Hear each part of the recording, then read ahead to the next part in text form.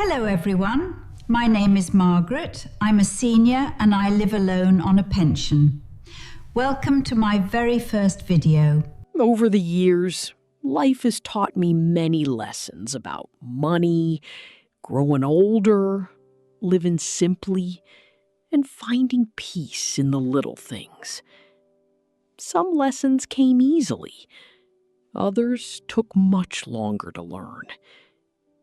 I created this channel to share those experiences with you.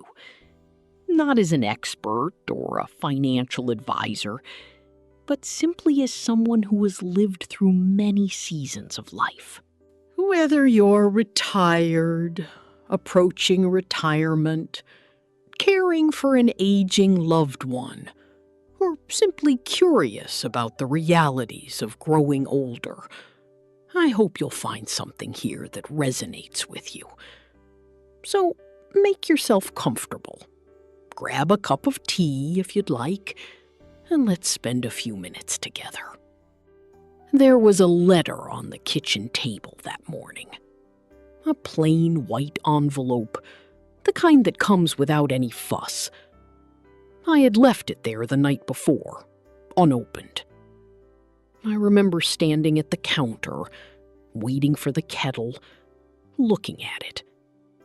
Not afraid of it exactly, just not quite ready. I had been retired for 3 years by then. 3 years of managing on my pension, of telling myself I was doing fine.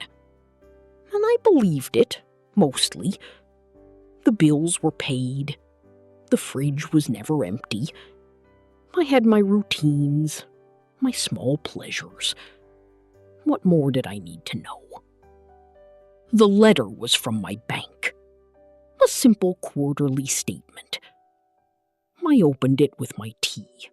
I had spent more than I thought. Quite a bit more. Not on anything dramatic. Not on holidays or extravagance. Just the ordinary drift of days. A few extra things at the supermarket. A magazine subscription I had forgotten about. A delivery charge here. A top-up there. Small amounts, each one unremarkable on its own. Together, they told a different story. I sat with that letter for a long time. I want to tell you something honest. I am not someone who panics easily. I have lived through harder things than a bank statement. But there was something about seeing those numbers laid out so plainly, so quietly, that unsettled me in a way I hadn't expected. It wasn't fear, quite. It was more like recognition. The feeling of having known something, somewhere underneath, and chosen not to look at it directly. Have you ever done that? Kept yourself just busy enough not to have to sit with a number you suspected might worry you? I had told myself I was careful, and in many ways I was. I didn't spend wildly. I didn't buy things I didn't need, or so I thought. But what I hadn't accounted for was the slow, gentle accumulation of things I barely noticed spending at all.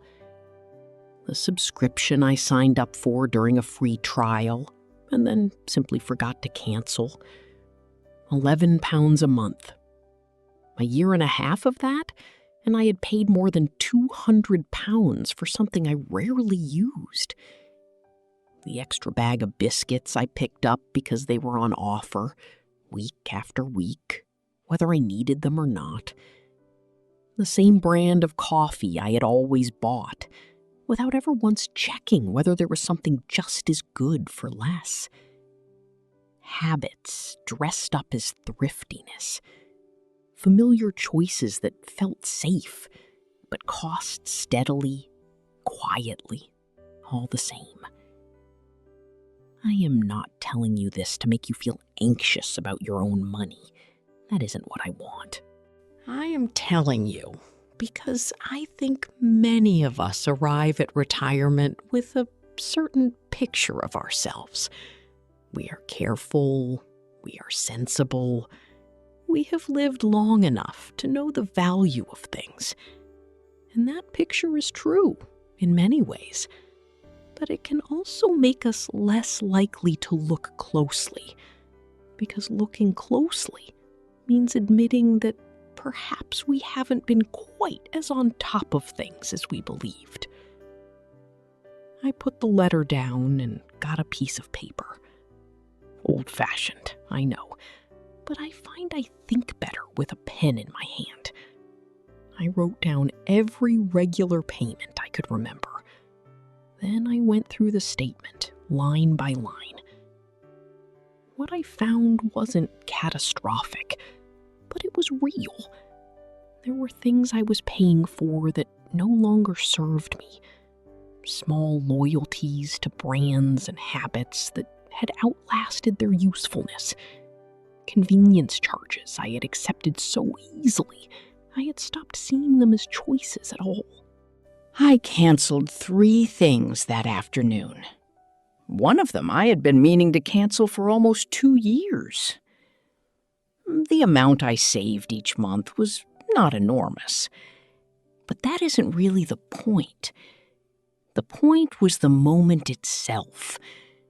The sitting down, the looking, the quiet acknowledgement that things had drifted slightly, and that I could gently steer them back. What I find is that retirement, in some ways, rewards a different kind of attention than working life did. When I was working, money came in regularly, and the pace of everything kept me from thinking too carefully about where it went. Retirement slows that down. It has to. The pension is fixed. It arrives on the same day each month, and it is the same amount each time. There is something clarifying about that, if you let it be. But it also means there is no catching up. No overtime, no bonus at the end of the year. What you have is what you have. And small things, over time, matter more than they once did. I think about that letter sometimes when I am at the supermarket, or when an email arrives offering me a free trial of something. I don't approach these moments with dread. That isn't the life I want to live. But I do pause, just briefly. I ask myself whether this is a choice I am making or a drift I am allowing. There is a difference between the two. It is a small difference, but it is everything. After I had gone through the statement that morning, I folded the letter and put it in a drawer.